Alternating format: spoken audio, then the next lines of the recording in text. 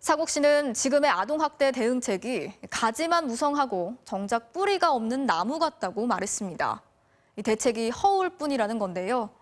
앞에 보도를 보셨지만 경찰, 학교, 아동보호 전문기관, 어느 한 곳이라도 상욱 씨의 몸과 마음의 멍을 진심으로 살펴보고 들어줬더라면 부모의 학대를 멈출 수 있었을지도 모릅니다.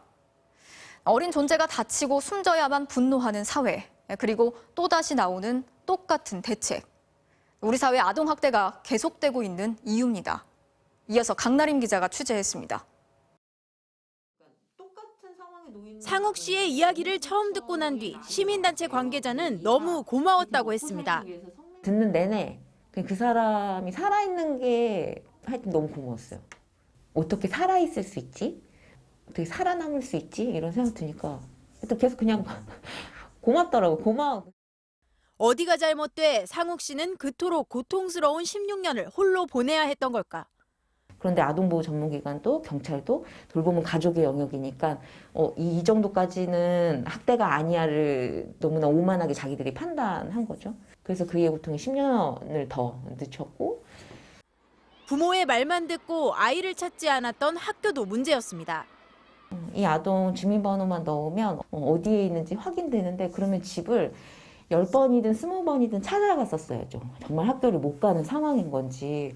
그런데 안 찾아갔죠.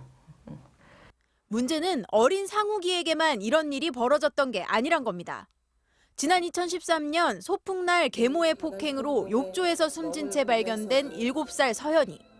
서연이 역시 보육교사의 학대 의심 신고가 있었지만 시스템은 서연이의 죽음을 막지 못했습니다. 2015년 아버지의 구타를 피해 가스배관을 타고 탈출한 11살 아이.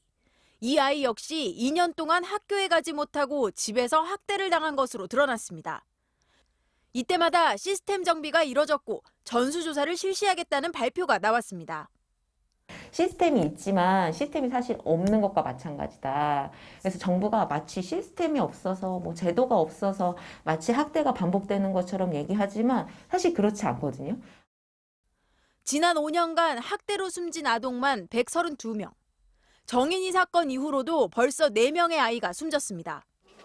끔찍한 학대로 고통받았다는 사실은 아이가 죽음에 이르고 나서야 드러났고 매번 다시는 이런 일이 있어서는 안 된다며 목소리를 높입니다.